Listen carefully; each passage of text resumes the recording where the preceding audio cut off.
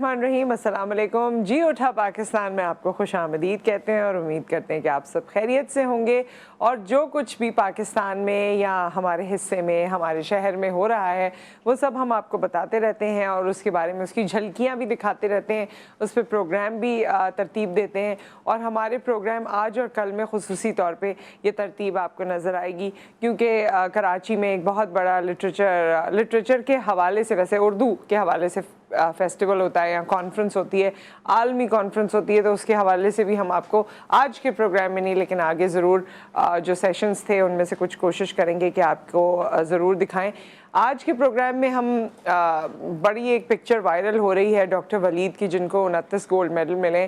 सो उस पे हम बात करेंगे और वो हमारे साथ मौजूद होंगे कुछ देर बाद, क्योंकि एजुकेशन हमारा सिस्टम एंड देन उसमें इस तरह से मेहनती स्टूडेंट्स का इतना ज़्यादा अपने आप को रिकग्नाइज़ कराना, और इस हवाले से ओवरऑल डिस्कशन हमारी होगी।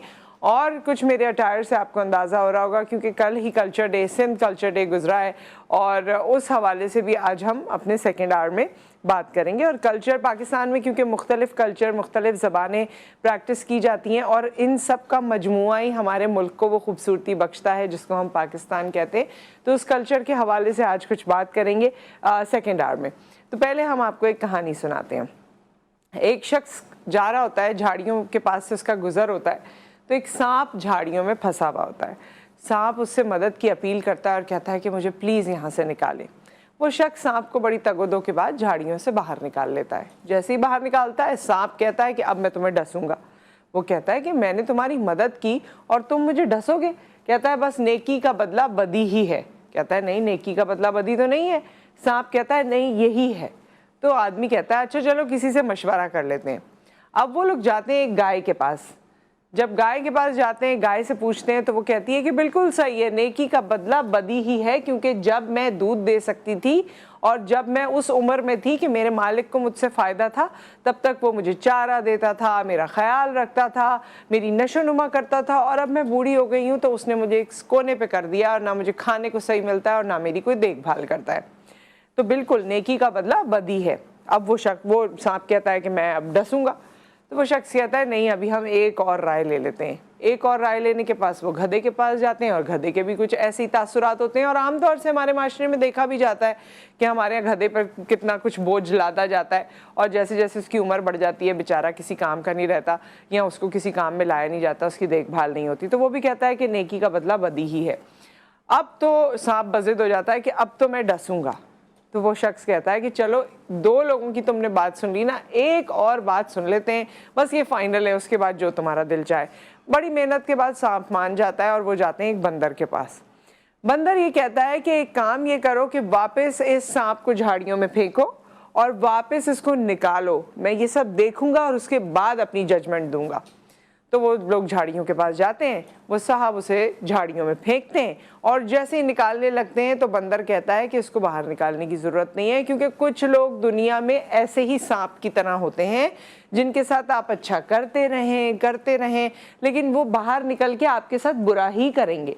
तो ऐसे लोग और ऐसे मसाइल आपकी ज़िंदगी में आ सकते हैं जो बार बार रंग बदल के, रूप बदल के, जो आप अच्छा करने की कोशिश करते रहें लेकिन आपको जो सिला मिले वो बदी का ही मिले।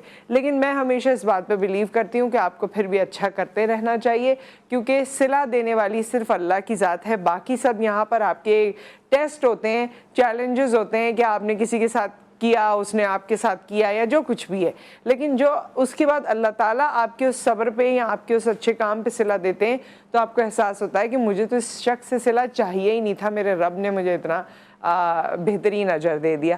तो बात यही है कि सच्चे दिल से करना भी अल्लाह के लिए ही चाहिए। कोई अच्छा काम कर रहे हैं तो सिला भी उसी से ही तवक्का रखनी चाहिए, तो आपको वो मिलता भी जाता है। बहुत से लोगों को ये बहुत किताबी बातें लगती हैं और बहुत ऐसी बातें लगती हैं कि जो सिर्फ for the sake of the programme किया जाता है, but I try to practise it in my life. मुझे लगता है कि मैं ये प्रैक्टिस करूँगी। मैं इसलिए प्रैक्टिस करना चाहती हूँ, इसलिए नहीं कि कोई लोग मुझसे मुतासिर होंगे, बल्कि मैं इसलिए प्रैक्टिस करना चाहती हूँ क्योंकि इसका फ़ायदा मुझ तक पहुँचता है। जब मुझे वो सिला मिलता है तो मैं उसे महसूस करती हूँ और मुझे मज़ा आता है। सो ये चीज़ें मैं अपनी लाइफ में करने की भी कोशिश करती हूँ और जब स्टोरीज़ इससे रिलेटेड होती हैं तो मैं आप लोगों को भी बताती हूँ। न सिर्फ अपनी लाइफ में बल्कि हम घर में भी कोशिश करते हैं कि हम इसे प्रैक्टिस करें हम एक दूसरे को कहते हैं, बच्चों को कहते हैं कि अपनी तरफ से जो है ना वो पॉजिटिव सोच रखो और अपनी तरफ से आप अच्छाई करने की कोशिश करो। बहुत से लोग आपके साथ अच्छे नहीं होते, बट अगर आप पॉजिटिव रहते हैं तो रफ्ता रफ्ता रफ्ता लोग आपके साथ जुड़ते चले जाते हैं। सो एक ब्रेक आ गया है, ब्रेक के बाद जब वापस आएंगे तो हम डॉक्टर वलीद से जानेंगे। आजकल वो सोशल मीडिया की सेंसेशन है और मैं खुद शुक्र अदा करती हूँ कि कोई तुक की भी सेंसेशन बनी है हमारे यहाँ, वरना तो दिल ये पुकारे आजा ही सेंसेशन बनी हुई थी। तो ये जिस तरह के लोग हैं, डॉक्टर्स हैं या पढ़े लिखे नौजवान हैं, जब वो इस तरह का मार्का सर करते हैं और इस तरह की अचीवमेंट लेकर आते हैं तो उसके हवाले से हम उनसे बात करेंगे। एक ब्रेक, फिर हम हाजिर होते हैं।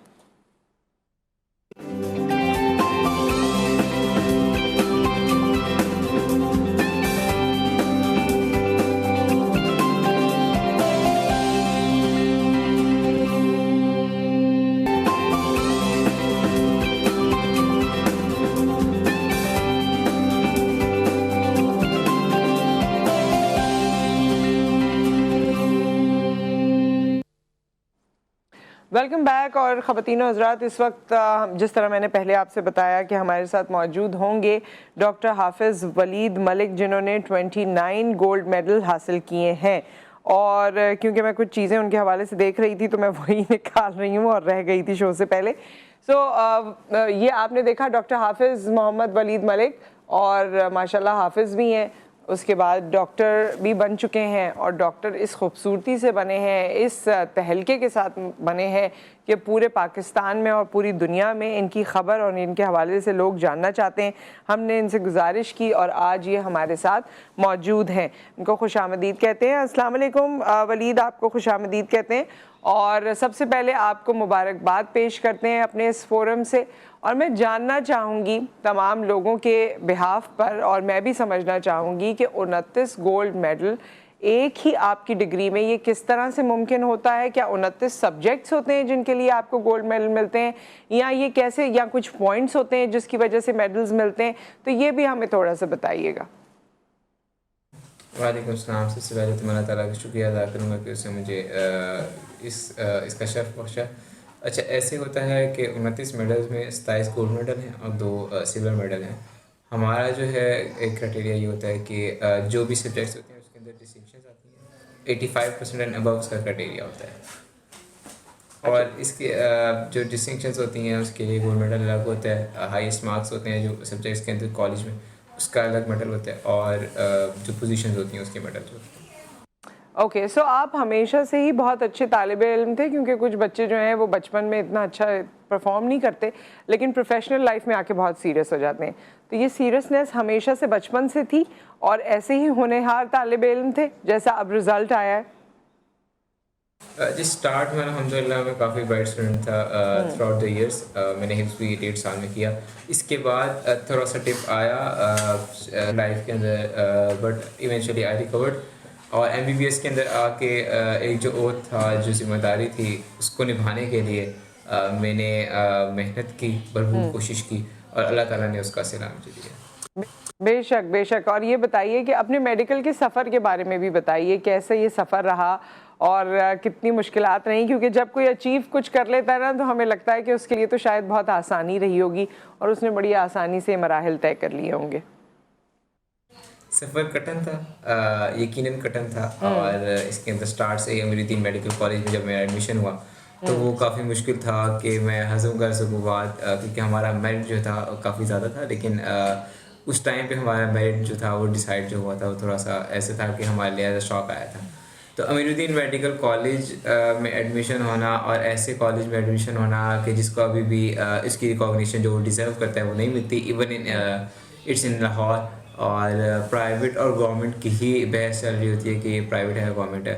तो ये बहस जो थी वो पहले भी थी, आज भी है। इसी वजह से जो एक लैक ऑफ इंफ्रास्ट्रक्चर है for AMC building and all that, तो उसकी वजह से काफ़ी मैं डिसअपॉइंटेड था। लेकिन उसके बाद काफ़ी अच्छे साथी कराम भी मिले, काफ़ी अच्छे दोस्त भी मिले, और जिन्होंने मुझे इस पूरे जर्नी के अंदर मोटिवेट रखा। अच्छा, ये उन वालिदैन के लिए भी है जो ये समझते हैं ना कि बच्चे जो हैं वो किसी ख़ास यूनिवर्सिटी या दरसगाह में जाएंगे ही तो उनका बहुत अच्छा रिज़ल्ट आएगा। तो ये देखिए जिस तरह ये अभी बयान कर रहे हैं डॉक्टर वलीद कि इनके इंस्टीट्यूट के हवाले से और यूनिवर्सिटी के हवाले से इनको खुद से भी कुछ लिमिटेशंस थी और उसका एहसास था और कंसर्न्स थे। अच्छा वलीद, आपने दोस्तों की भी बात की, माशाल्लाह आपकी इस न्यूज़ ने तो एक तहलका मचाया हुआ है, जैसे मैंने पहले भी कहा। और लड़कों के लिए दोस्त भी होते हैं, डिस्ट्रैक्शंस भी होती हैं, फिर घर वाले, ज़ाहिर है आपका एक सिस्टम चल रहा होता है, उस सिस्टम के साथ तालिब इल्मी को लेकर चलना और अपने सफ़र को कंप्लीट करना, ये मिक्स जो है इसके बारे में बताइए।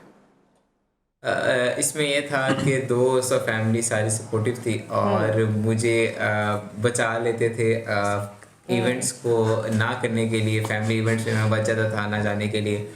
दोस्तों को मैं कह देता था कि यार मैंने पढ़ना है आज, मैं नहीं जा सकूँगा, और वो मेरी शक्ल देख के ही पहचान जाते थे कि इसका आज मूड नहीं है जाने का, और मुझे वो इसरार नहीं करते थे कि अच्छा ठीक है तुम चले जाओ। और जब मैं लो फील करता था उन्होंने मुझे हमेशा सपोर्ट किया। डॉक्टर फिजान है, उसामा है, हमदान है, अवैस है, इन सब ने मुझे इस पूरे जर्नी के अंदर बहुत सपोर्ट किया।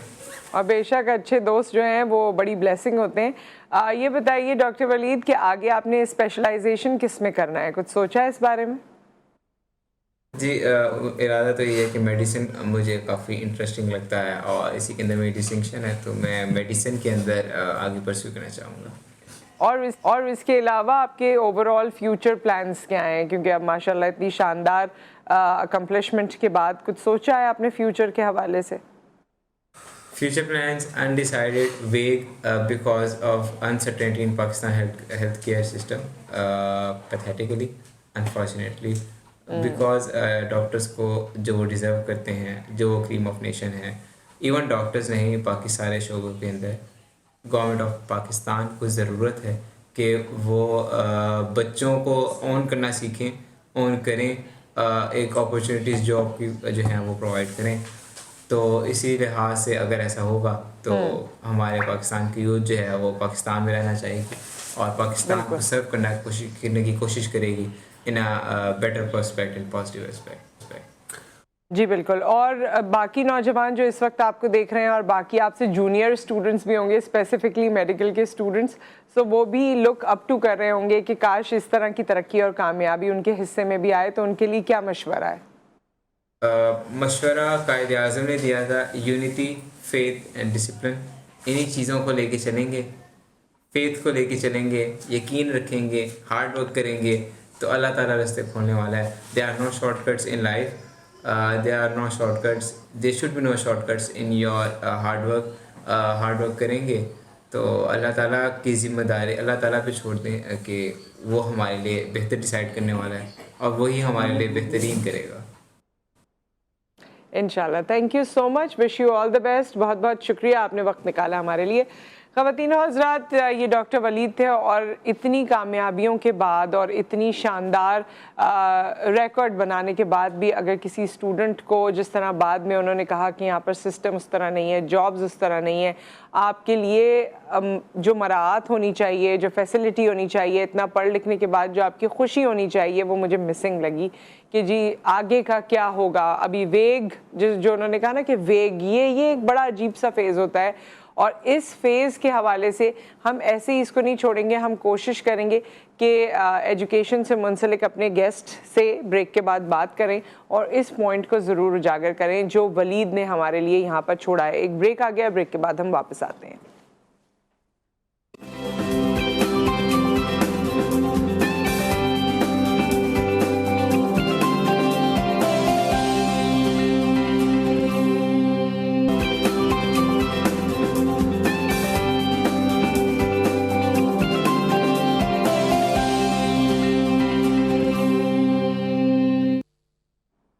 Welcome back. और डॉक्टर वलीद ने जिस तरह से अपनी कामयाबी के बारे में बताया और जितना वो कामयाबी पे खुश थे उसके साथ साथ वो कंसर्न थे अपने फ्यूचर को लेकर, और जब सवाल उनसे किया गया कि आगे की क्या प्लान्स हैं तो उन्होंने कहा कि वेग प्लान्स हैं। आई मीन हाई अचीवर्स जो हैं उनके वेग प्लान्स हैं और उनको समझ में नहीं आता कि आगे अब हम क्या करेंगे। दुनिया भर में यूनिवर्सिटी के 3rd और 4th ईयर में या फाइनल ईयर में ही आपकी एक पूरी कमेटी की तरह लोग बैठते हैं और वो डिसाइड कर लेते हैं कि कौन सा बच्चा कहाँ जाएगा, या आपको ऑफर्स मिलना शुरू हो जाती हैं कि जब आप पास आउट होंगे तो आप फला जाके अपना अपना काम कर सकते हैं और प्रोफेशनली उस ऑर्गेनाइजेशन को ज्वाइन कर सकते हैं।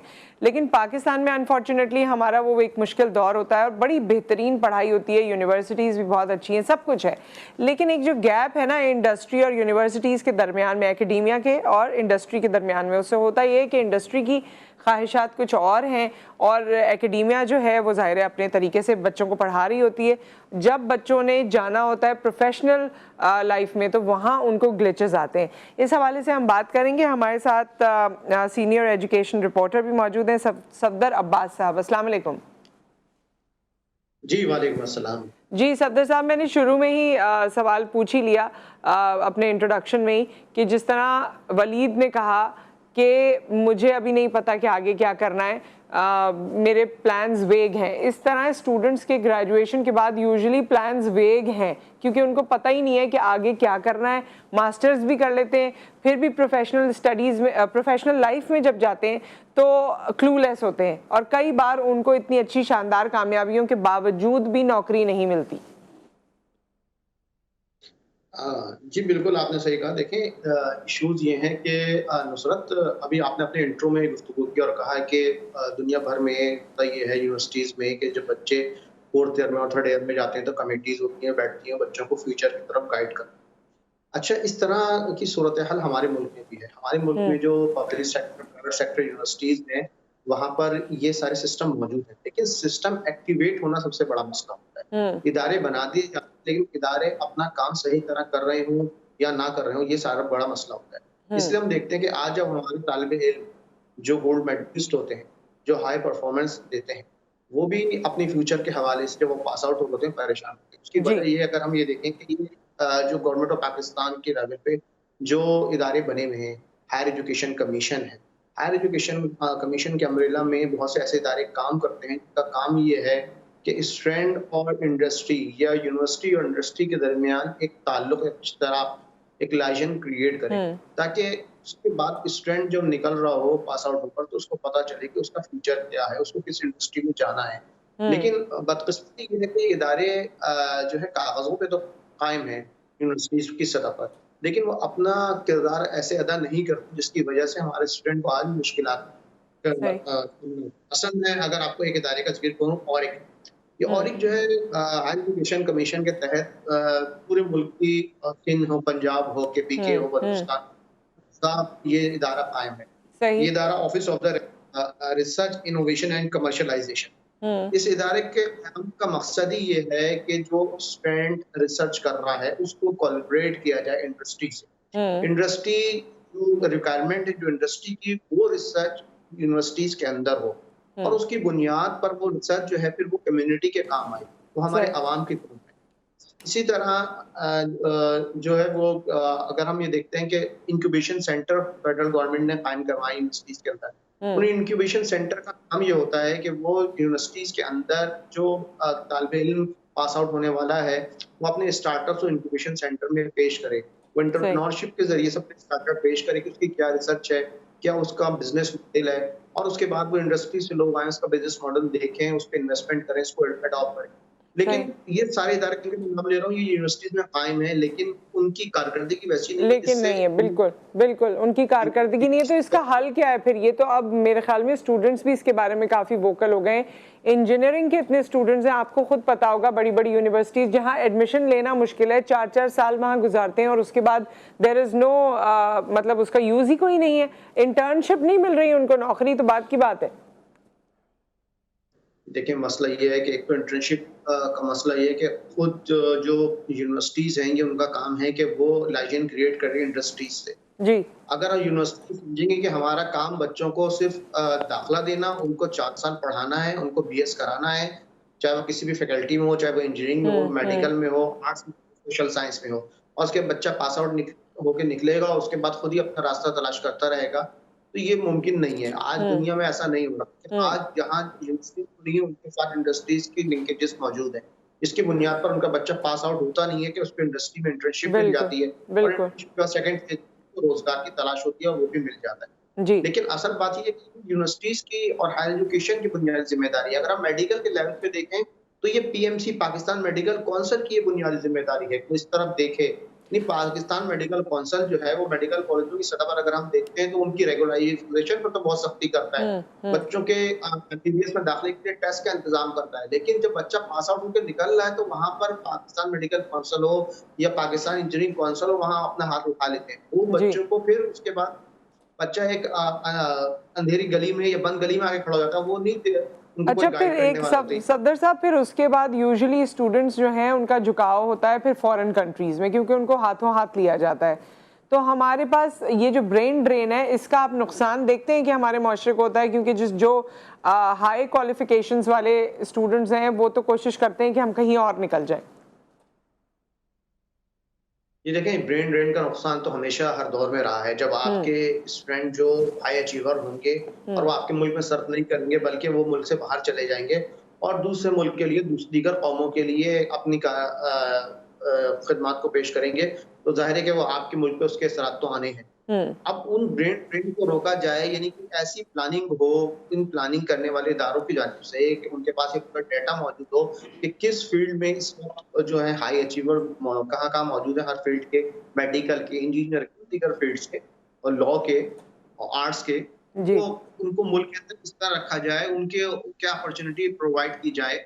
ये सारे काम उन इदारों के हैं। वो इदारे अगर वक्त पर काम करें और ये प्लानिंग करें, उस एक तो हमारे प्लानिंग का सबसे बड़ा फुकदान है, और अगर प्लानिंग कर ली जाती है तो उसकी इम्प्लीमेंटेशन नहीं हो पाती है, या दूसरा फेज इम्प्लीमेंटेशन का आता है तो वहां पर हमारे इदारे जीरो हो जाते हैं।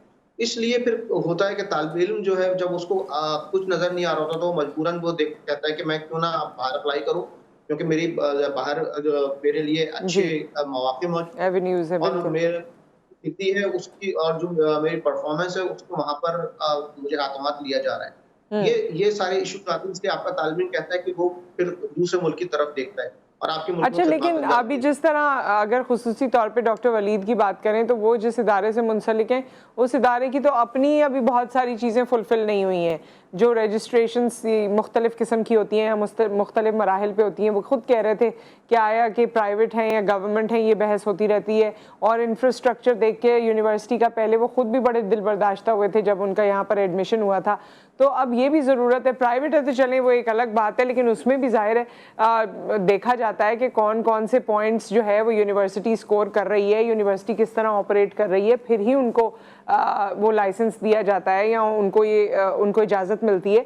तो ये चीज़ें भी स्टूडेंट्स अपनी जगह फेस कर रहे हैं। हमारे यहाँ इंफ्रास्ट्रक्चरल इशूज़ जो यूनिवर्सिटी के बाहर हैं वो तो हैं ही, कि आप शहर में मुख्तलिफ इशूज़ हैं, आप कराची में देखिए रास्ते ख़राब हैं या और हमारी काफ़ी चैलेंजेस हैं, लेकिन जब आप once you're in the university तो वहाँ के भी इंफ्रास्ट्रक्चरल इशूज़ हैं जो स्टूडेंट्स को बेयर करने पड़ते हैं।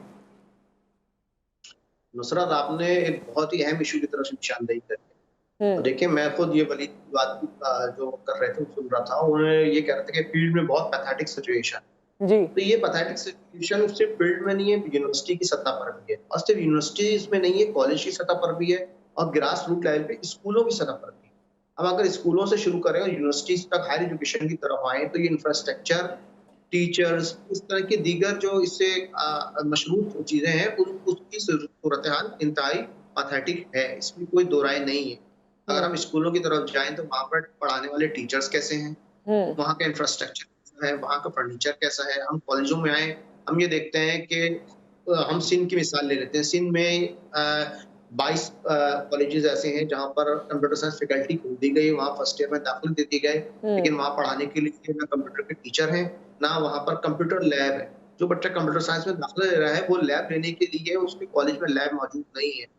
ये सूरत हाल जब फेस करेगा तो उसमें एक्सपर्टीज उसकी फील्ड के हिसाब से कैसे आएंगे ना, वाला फिर वो दुरुस्त करेगा। अगर वो कॉलेज में उसको ये फैसिलिटी नहीं मिल रही, उसको इंटर तो करना है, तो वो फिर कोचिंग सेंटर जाएगा।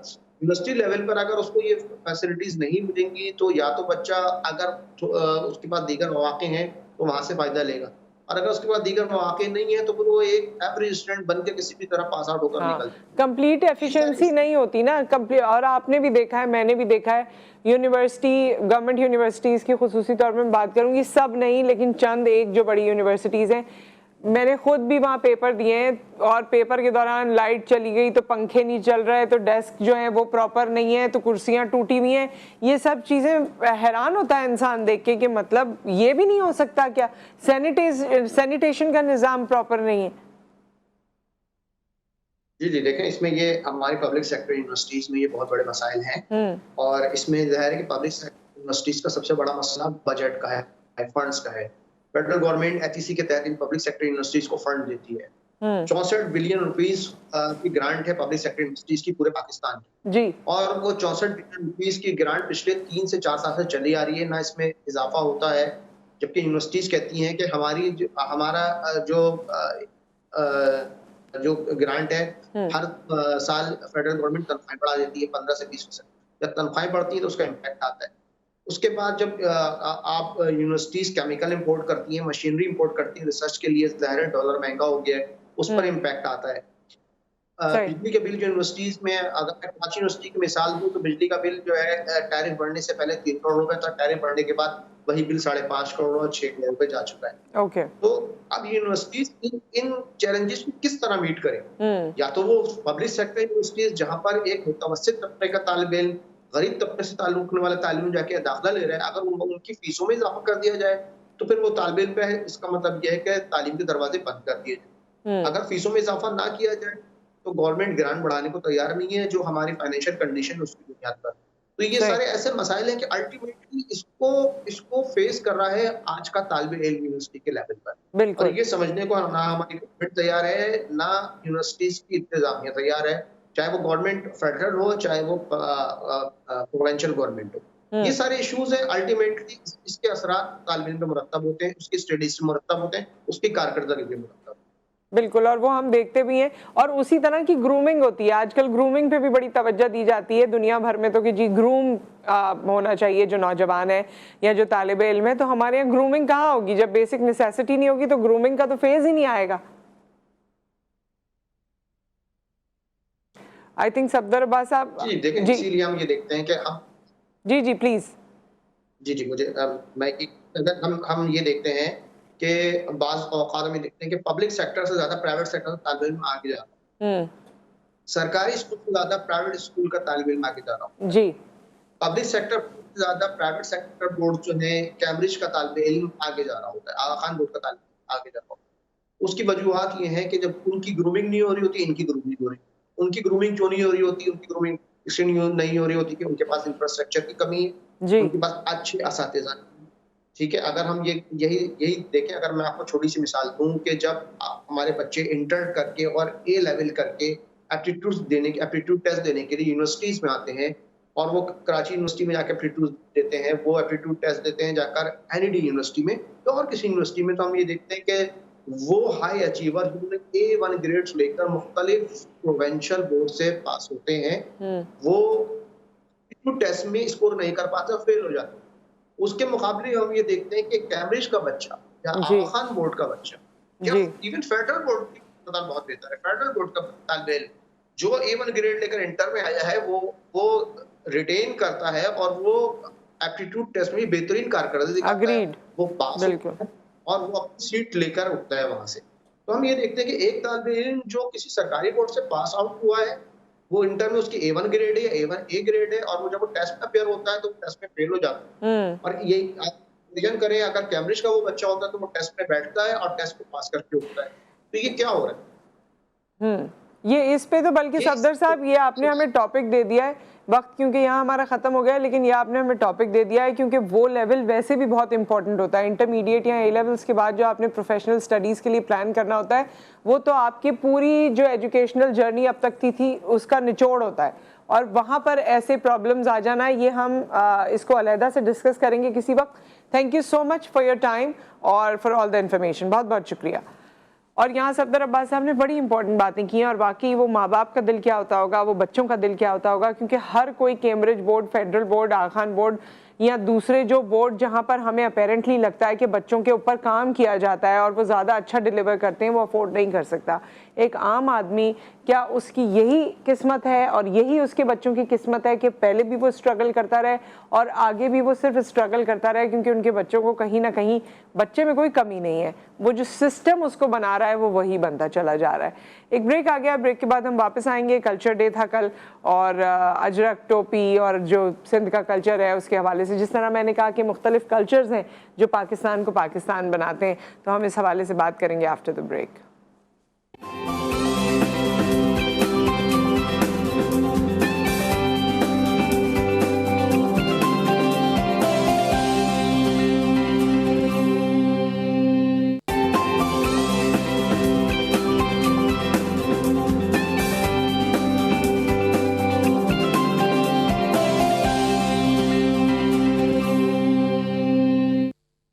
Welcome back. और कल्चर डे हर दफ़ा हम दिसंबर में उसकी झलक भी देखते हैं, टेलीविज़न चैनल्स पे देखते हैं और इस तरह का अटायर भी देखते हैं। मुझे तो बड़ा मज़ा आता है जब भी मैं अजरक किसी भी फॉर्मेट में पहनती हूँ, बड़ा अच्छा लगता है।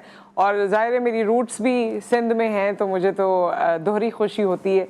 और आज हमारे साथ कल्चर डे के हवाले से, क्योंकि जो दिसंबर के पहले संडे को मनाया जाता है, उस हवाले से मेहमान मौजूद हैं और वो मेहमान मौजूद हैं जिन्होंने कल्चर डे का इनेकाद किया। ना सिर्फ इनेकाद किया बल्कि हर साल इसको सेलिब्रेट करते हैं। And there is this specific version of themselves जो प्रेस क्लब के बाहर हमें नज़र आता है। और संडे को अगर आपका वहाँ से गुजर हो तो आपको एक हुजूम नज़र आएगा और वो हुजूम बड़ी खुशी मनाता हुआ, बड़ा खुश होता हुआ और खुसूसी तौर पर इस अटायर में नज़र आएगा। देखिए ज़रा इनको। अस्सलाम वालेकुम। राजा मेमन साहब, सबसे पहले इनका तारुफ करवाते हैं। और ये इसी अटायर में आज मेरी ख्वाहिश पे ये इस तरह से आए हैं, क्योंकि हर बार जब कल्चर डे होता है तो मैं इनको दूर से इसी तरह देखती हूँ और इनकी तस्वीर देखती हूँ, तो मैंने कहा आज ये आपने पहन कर आना है। और राजा मेमन साहब का वैसे तारुफ ये है कि ये एक एंकर पर्सन है, एक्टर हैं और मीडिया में जो हमारे रीजनल चैनल्स हैं उसमें बड़ा एक इनका डिफरेंट किस्म के शोज़ होते हैं और रेगुलर शोज़ होते हैं, राइट?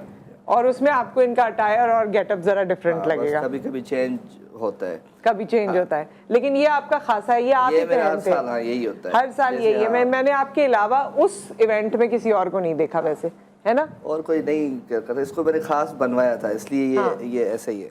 तो आज हम इस पे भी बात करेंगे, कल्चर डे पे भी बात करेंगे। और हमारे साथ मौजूद हैं जी very well versed Laila Nisar हैं, जो कि वैसे तो बायोमेडिकल साइंटिस्ट हैं, लेकिन उन्होंने मीडिया ऑप्ट कर लिया। और ऐसे बहुत सारे लोग हैं इंक्लूडिंग माई सेल्फ जिन्होंने पढ़ाई कुछ की थी और बाद में मीडिया आ गया और मीडिया में चले गए। कैसी हैं लैला? अस्सलाम वालेकुम। केड़ा हालन, हाउ आर यू? कैसी हैं आप? आपको बहुत मुबारक हो। कल से हम लोग के सेलिब्रेशंस में मसरूफ थे, so thank you for having us. बहुत अच्छा लगा आज आप लोग यहाँ पर मौजूद हैं। और हमारे साथ मौजूद हैं जी सैयद आमिर शाह साहब, जो कि डायरेक्टर हैं, होस्ट हैं, सिंगर हैं। और ये जो गेम शोज़ की शुरुआत है, ये सिंधी में जो आप देखते हैं, अब इसकी शुरुआत आपने ही की है। अस्सलाम वालेकुम, आपको खुशामदीद कहते हैं। कैसे हैं आप? वालेकुम सलाम, मैं बिल्कुल ठीक। तव्हां खुश आहियो? तबियत ठीक है तव्हां जी? ठीक आहियां। ऐं खोड़ सारी मुबारकूं हुजनि तव्हांखे बि कल्चर डे जे हवाले सां, एकता डे जे हवाले सां खोड़ सारी सकाफ़ती ईद जूं मुबारकूं हुजनि। ऐं महिरबानी तव्हां असांखे सुबुह साण उथारियो। सुबह उठाने की मेहरबानी है। तमाम मॉर्निंग शो होस्ट को ना सल्यूट पेश करते हुए अच्छा, हम इस बात को दुरुस्त करेंगे नुसरत आपकी। आपने कहा हुजूम होता है, मैं कहता हूँ कि दिसंबर का जो पहला इतवार होता है जी, समंदर होता है और खूबसूरत समंदर होता है। और जहाँ जहाँ देखेंगे आपको फूल ही फूल नजर आएंगे, अजरक, टोपी, पटका, बच्चे और बस मोहब्बत ही मोहब्बत नजर आएगी आपको। अच्छा, वैसे हम ज़ाहिर है इस दिन को समझना भी चाहते हैं। गो के टोपी और अजरक वो है जो हमने हमेशा से देखी है, तो चलें उसके बारे में बात करते हैं। मगर सिंध का कल्चर, जिस तरह आपने समंदर की बात की, उस तरह समंदर की तरह वसी है। उसमें सिर्फ ये दो चीज़ें नहीं है, उसमें बहुत कुछ है। तो जब आप ये कल्चर डे मना रहे होते हैं तो आपके जहन में क्या होता है? क्यों मना रहे हैं आप ये दिन? सिंध में हमारे जहन में सिंध के सूफ़ी होते हैं, क्योंकि सिंध कोई आज की ये सिंध नहीं है, 5000 साल पुरानी ये हमारा ये कल्चर है। और मोहनजोदड़ो आप जाएं या सिंध की बहुत सारी चीज़ें हैं जिसमें आप हमारे सिंध के जो खाने हैं वो आपको अलग ही मिलेंगे, जिसमें चावलन जी मानी है, चावल की रोटी, और मछली, हाँ, साग पल्लो। वगैरह, पल्लो, ये अलग। पल्लो और हमारी जो मछली। शादी की रस्म है वो मतलब हर कौम से डिफरेंट हैं। आप देखेंगे हमारी शादियों में आएंगी तो वो भी आपको अलग ही रस्में मिलेंगी। तो इस वजह से वो सारी चीज़ें जहन में होती है और ये हम दिन मनाते हैं। अच्छा, इसमें खासियत ये भी है, ज़ाहिर है मैं ये लोग भी इसमें अपना इनपुट देंगे, लेकिन जितना मैं देख चुकी हूँ, जिस तरह आपने सूफ़ीज़म की बात की, सिंध में सूफ़ीज़म बहुत बेहतरीन तरीके से पेनिट्रेट हुआ और बहुत से लोगों को जो उस वक्त डिस एरे थे उनको मज़हब की तरफ लाना, दीन के बारे में समझाना अपनी नज़मों के ज़रिए, अपनी लिखाई के ज़रिए।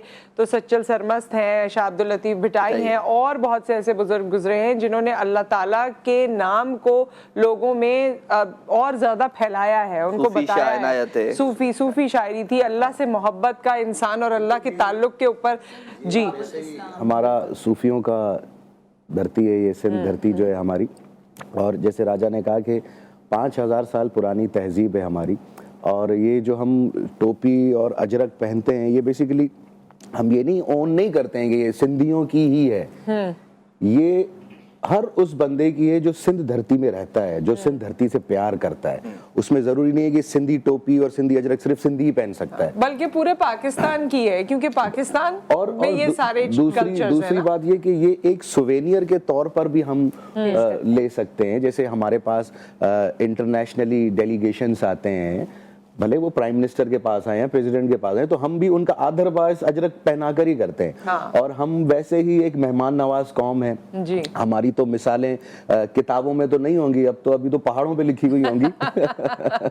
तो हाँ, क्योंकि हालात इस तरह। जी बिल्कुल। तो ये हम लोग ये फर्स्ट वीक ऑफ दिसंबर में है, उसका जो पहला संडे होता है हम उसमें मनाते हैं। और जैसे आप पूछ रही थी ना राजा से कि मकसद क्या होता है, किस लिए मनाते हैं, तो हम इसको कहते हैं एकता डे। सिंधी कल्चरल डे पूरी दुनिया में एक पॉपुलर कल्चरल डे है, तो मनाते हम इसको हर साल किसी ना किसी एक एजेंडा के साथ है, एक मैसेज होता है। जैसे इस बार जो फ्लड आया है सिंध में, तो इसमें हमारे बेड़ा वरी वसंदा खुशहाल थी सिंध, यानी हम रेस्टोरेशन की तरफ जाना चाहते हैं, रिहैब की तरफ जाना चाहते हैं, जो घर इतने तबाह हुए हैं। क्योंकि जब आप खुद के घर को डूबता हुआ देखते तो उससे ज्यादा तकलीफ क्या हो सकता है। और खुद के बच्चों को नुसरत इस बार लोगों ने डूबते हुए देखा है। और हमने तो जाते हुए देखा है अपनी आंखों के सामने। आया है वो एक अलग चीज थी, जो बीमारियों की वबा आई है वो बहुत ज्यादा खतरनाक। और हमने तो इन सारी एक्टिविटीज में हमने वहाँ पर खुद ऑन स्पॉट जाके हम लोगों से मिले।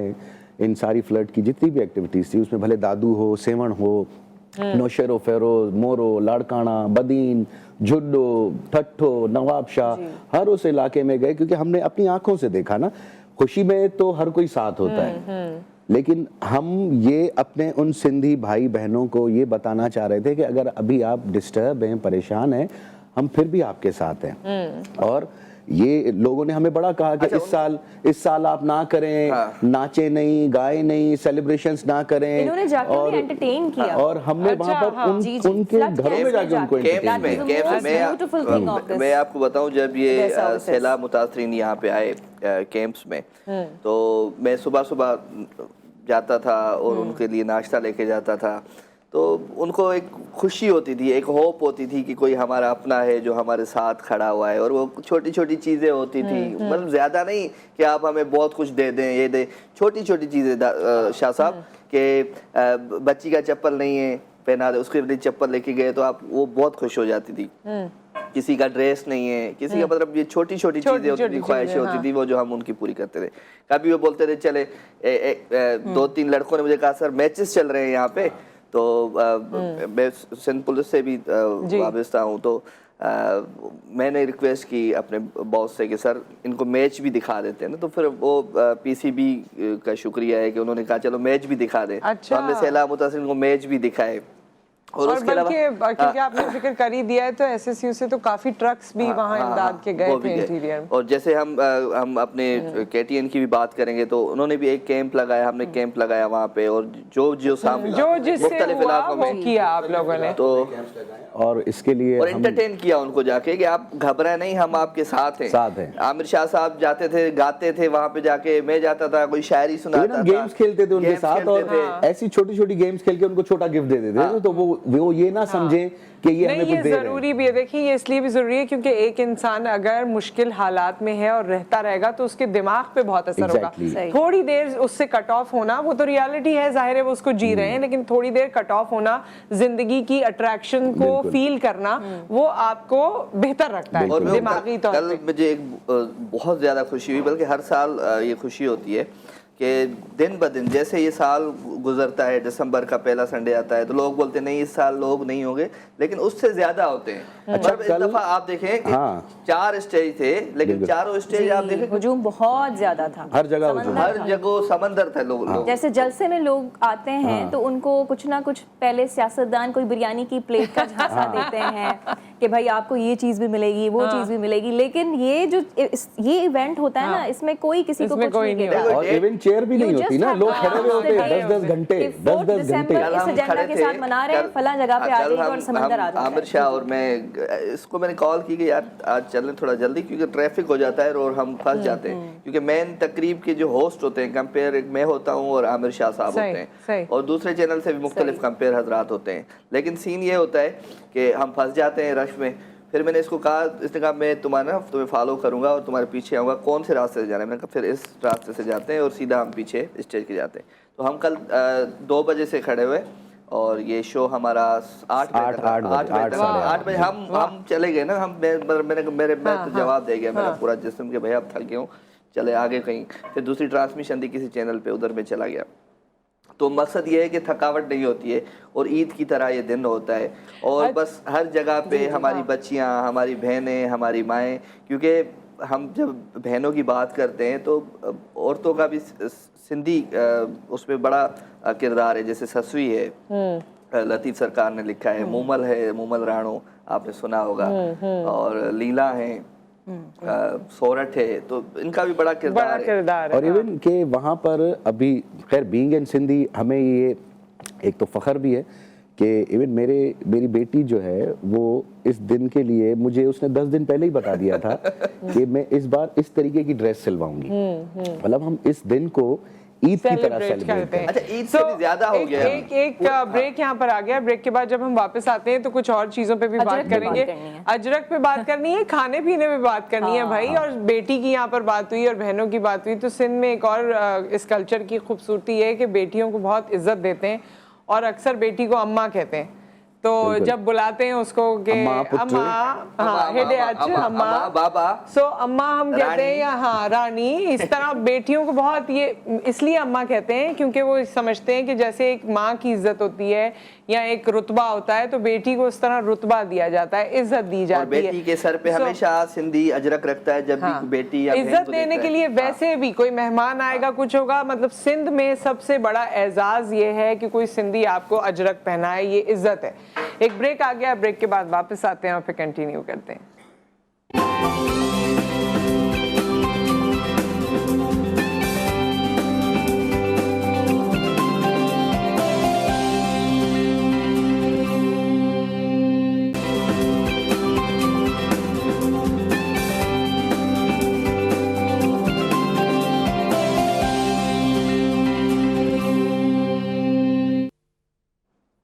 Welcome back. और कल्चर डे के हवाले से मेहमान हमारे साथ मौजूद हैं और हम ऑफ एयर भी प्रोग्राम चला रहे थे। काफी अच्छा। सिंगर बैठे हो और गाना ना हो, ये तो बड़े जुल्म है ना। ये बिल्कुल, ये मेरे साथ खुद के साथ भी जुल्म हो रहा है ना। तो बस जुल्म का खात्मा करें। बिल्कुल बिल्कुल। और ये हमारे बहुत ही ज़बरदस्त लेजेंडरी आर्टिस्ट हैं हमारे मंजूर सखीरानी साहब। उनके ये बोल हैं कि असी प्यार करन, बोल तो उस्ताद बुखारी के हैं लेकिन गाया मंजूर सखीरानी ने। तो ये कुछ लाइंस आपके लिए, आपके चैनल के लिए, और इस सेलिब्रेशन डे में ये हमारी तरफ से एक भेंट रहा है। ट्रिब्यूट। असी प्यार करण वाला मानू, असी प्यार करण वाला मानू, असी प्यार करण वाला मानू, असी प्यार करण वाला मानू। ओ दरिया हुजे आ सहरा पर पार करण वाला मानू, असी प्यार करण वाला मानू। वाह, अभी तो मजा आने लगा था, आप रुक गए। ओ दिस हे दिस के थो सीनो छड हाण इहो आईनो ओ हो ला रा ला ओ हो ओ दिस हे दिस के थो सीनो छड हाण इहो आईनो सिंगार ओ सिंगार सिंगार करण वारा माण्हू असीं प्यार करण वारा माण्हू दरिया हुजे या सहरा पर पार करण वारा माण्हू असीं प्यार करण वारा माण्हू। क्या बात है। हाँ थोड़ा गाने का बता देना, क्या गाया आपने? आज तो वो भी बहुत जबरदस्त, वो थोड़ा सा भाई से नहीं जिए सिंध जिए, वो उससे जरा टेम्पो बनता है। चलें ठीक है। अजरक टोपी वारा जियन। नहीं ये मिसरा सुना है ना आप हमें? केड़ो ये इसी का जो है वो बहुत जबरदस्त है। नहीं आप रुके, एक मिसरा आप ये सुनाए, एक वो सुनाए, मतलब यहाँ किसकी मर्जी पहले चलेगी राजा भाई? ये जो आज हम ईद मना रहे हैं शाह साहब, आज बहुत जबरदस्त आपने सॉन्ग गाया, थैंक यू। तो इस पे हम आज बात अच्छा करेंगे। आप मुझे इंट्रोड्यूस भी कराएं फिर आप। अरे बहुत बहुत शुक्रिया, बड़ी मेहरबानी। और ये आज की नहीं, ये हमारी बहुत पुराना रिश्ता साथ है। बिल्कुल बिल्कुल, बहुत पुराना रिश्ता है, बहुत पुराना। More than a fabric to us. Yes fabric से बढ़ के कपड़ा नहीं है हमारी। और बचपन से जब मैंने खुद भी अपने घर में ये देखती रही हूँ, ये सौगातों की तौर पे हमारे यहाँ आती रही और हम इसे हमेशा एंजॉय करते रहे। देखिए हमारे घर में अगर जब बच्चा होता है, कोई पैदा होता है, तो उसको हम अजरक में लपेट के हॉस्पिटल से या कहीं से लेके आते हैं, और जब पैदा होता है और जब हम लहद में उतारते हैं हम अपने किसी को बंदे को, तो फिर उसको भी हम अजरक पहनाते हैं। मतलब यूँ समझ लें कि हर सिंधी फैमिली में अजरक हमारा फैमिली मेंबर है। बिल्कुल। हाँ, यानी ये कपड़ा हमारे नहीं है, घर में किसी ना किसी को तो पहने। अच्छा, और इसमें असली और नकली भी होते हैं। सिंधियों को समझ में आती है असली कौन सी है, नकली कौन सी है। आपको इसलिए असली पहना। हाँ, ये वाली तो असली है। वो मुझे इसका प्रोसीजर बड़ा लंबा होता है, और ये जैसे बीच से सिली हुई है ना, वो भी हमेशा मैंने देखी है। कंफर्म करेंगे आपकी कोई? नहीं मुझे समझ आ गई। अजरक का जो कलर है ना, जैसा भी हो, ये हमारी blue is the principal colour, red इसकी। सब अजरक असली होती है, इसमें कोई नकली नहीं होती है, सब असली होती है। अब जाहिर सी बात है, आप शूज खरीदने जाते हैं या आप कपड़े खरीदने जाते हैं, तो उसमें भी तो होते हैं ना, मुख्तलिफ फ्लेवर्स होते हैं ना, कि भाई ये वो वाला पीला कलर नहीं है, ये वो वाला ब्लू कलर नहीं है, तो ऑब्वियसली ये थोड़े से कलर। अच्छा, वो तो सुना दें आप, अजरक टोपी वारा जियन। अच्छा जी, सुना दे, धड़का देना दे।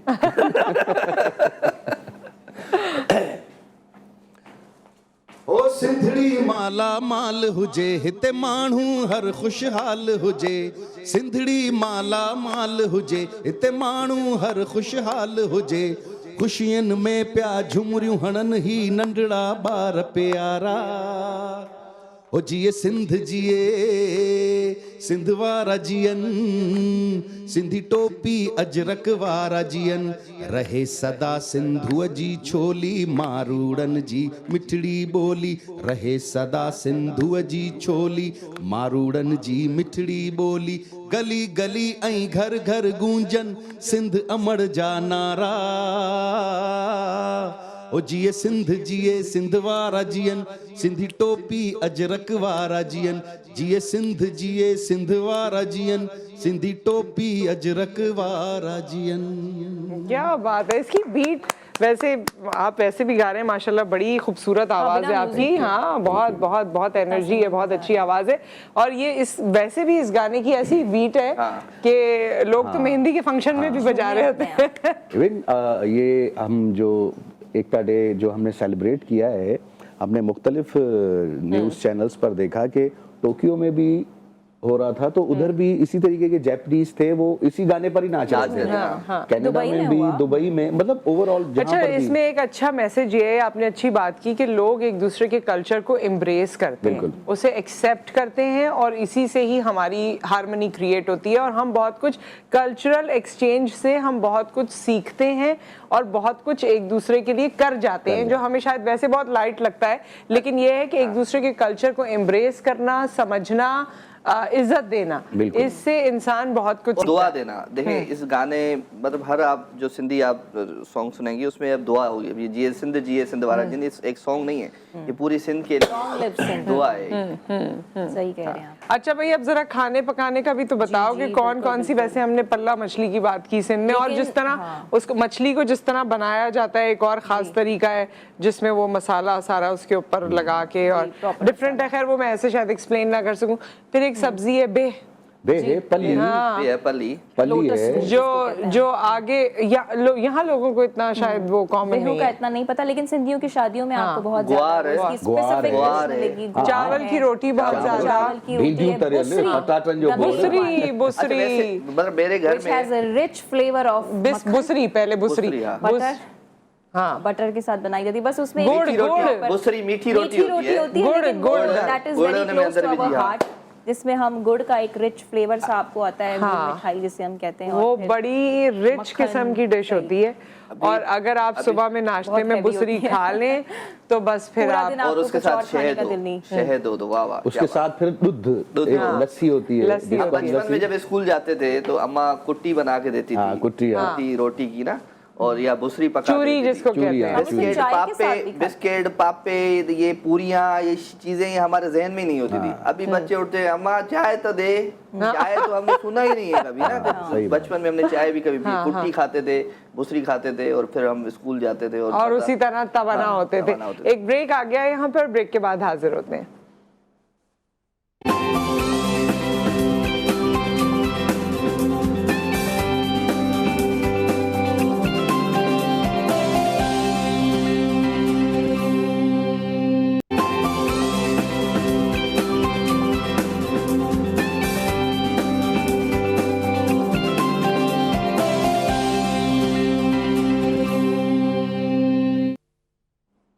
Welcome back. और जी इस वक्त हम कल्चर डे के हवाले से बात कर रहे हैं। हमारे साथ राजा मेमन साहब मौजूद हैं, लैला निसार मौजूद हैं, और हमारे एक और गेस्ट सैयद आमिर मौजूद हैं। अस्सलाम वालेकुम। वालेकुम। कैसे हैं आप? ठीक ठाक हैं? आप ठीक हैं? जी मैं बिल्कुल ठीक ठाक हूँ। वैसे ये अभी इन्होंने ज्वाइन नहीं किया, आपने अभी ज्वाइन किया हो तो आपको लगे कि अभी ज्वाइन किया है। हम बड़े मजे के गाने भी सुन रहे हैं आमिर साहब से। कल्चर डे के हवाले से मैसेज देना हो तो आप दे दे, फिर हम वाइंड अप की तरफ जाएंगे। अरे वाह, ये जो एंकर शिफ्ट हुआ है ना आज, देख रहे हैं आप लोग कि कैसे, हाँ नहीं भाई वो पूरी कैरेक्टर स्विच कर लिए उन्होंने। वो असल में पता ये तो वो है कि गेस्ट को बुलाओ और अपनी कुर्सी खतरे में पड़ती हुई इंसान को नजर आए। वो मैनेजमेंट के लोग आ गए, वो सोच रहे हैं कि हम ये वाले जो मैनेजमेंट के लोग आए हैं, हम कुछ सोच रहे हैं कि चेंज लाए हम। उन्होंने आपको सिर्फ तासुर दिया है।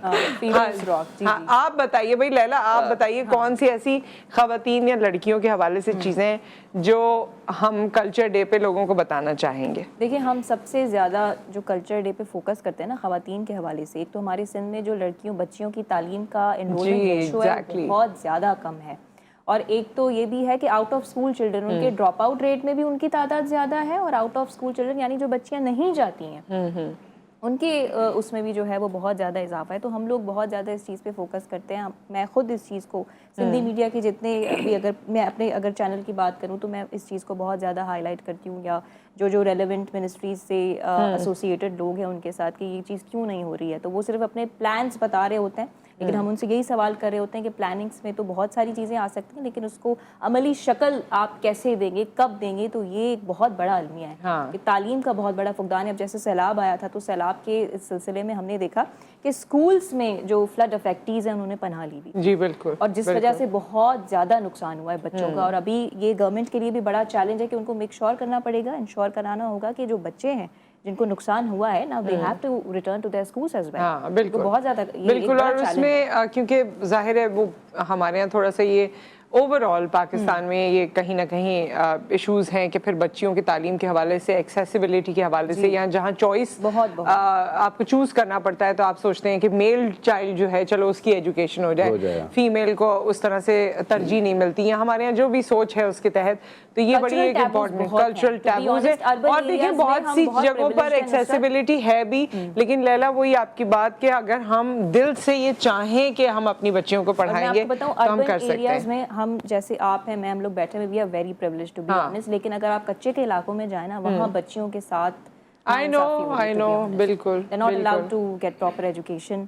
मतलब तालीम से तो समझे उनको डर ही आ गया होता है कि भेजना नहीं। और इवन वो मतलब 12-13 जॉब तो दूर की बात है, शादियां करवा देते हैं वहाँ पर। शादियां लेकिन वहाँ पर भी बहुत एनलाइटेंड लोग भी मौजूद हैं, मैंने देखा है, सक्सेस स्टोरीज हैं वहाँ पर। मेरा खुद गांव से ताल्लुक है, एक बच्ची डॉक्टर है, एक बच्ची लॉयर है, यहाँ भेज दिया फिर बच्चियों को, लेकिन उनके माँ बाप को बहुत दिक्कत के साथ ये सब करना पड़ता है। जैसे मैं आपको बता रही हूँ परेशानी से। मैं जरूर ये आप जैसी लड़कियों मेरा को खुद अपना गुजारिश करूंगा कि आप हाँ, गांव में जाएं और उनको मोटिवेट करें। लोगों को पता ही नहीं है मेडिकल के हवाले से, हमारी बच्चियों को पता ही नहीं है कि हमें कैसे जिंदगी गुजारनी है, कैसे जीना है। एक चीज राजा मैं आपको बताऊं मुख्तसरन, क्योंकि फिर हम गाने पे आ जाएंगे, वक्त हमारा बिल्कुल खत्म। सोशल मीडिया आया है ना, तो अभी लोगों में शऊर आ गया है। वैसे जैसे राजा ने कहा कि आप मुख्तलिफ इलाकों में जाएं, उनको जाके मोटिवेट करें।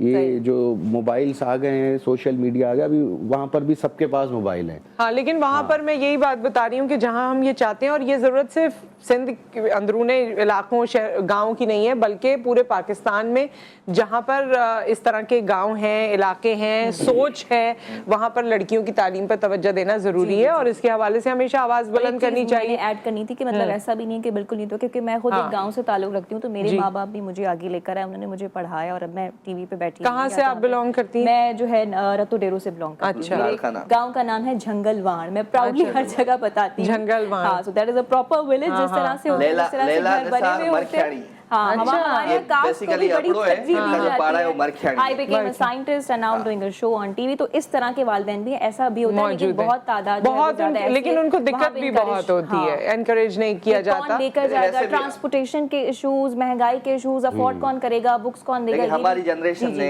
ये सारी चीजें देखी हुई है ना, हमने गाँव से, जैसे आप भी नुसरत मेरे ख्याल से नहीं, मैं मेरे वालिद का ताल्लुक रोड़ी से, तो आपने चीजें देखी। जी, मैं बहुत ट्रैवल किया। अमीर शाह बुखारी, आमिर शाह साहब है, इन्होंने भी देखा है, हमने भी वो चीजें, वो कल्चर देखा है। वो चीजें अब नहीं है, अब हमारे बच्चों में वो चीजें है ही नहीं।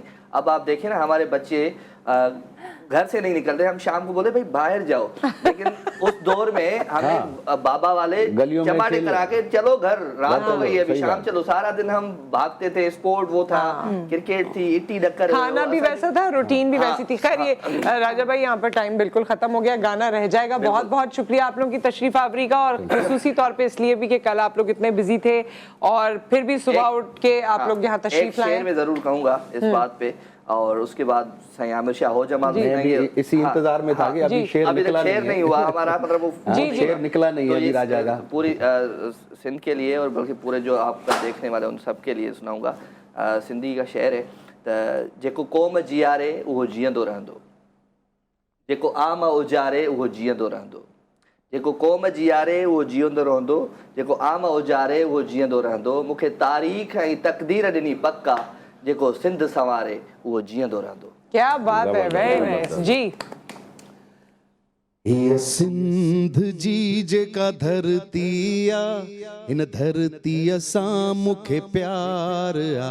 ये सिंध जी जेका धरती आ, इन धरती सां मूंखे प्यार आ।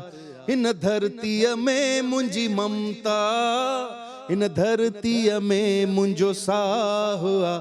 ये सिंध जी जेका धरती आ, इन धरतीअ सां मूंखे प्यार आ।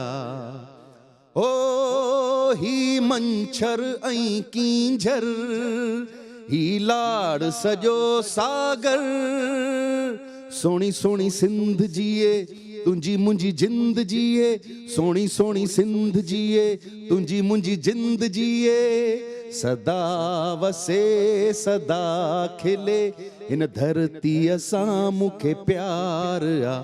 ये सिंध जी जेका धरती आ, इन धरतीअ सां मूंखे प्यार आ। ओ जेको खटी आयो ख़ैर सां, ओ जमालो।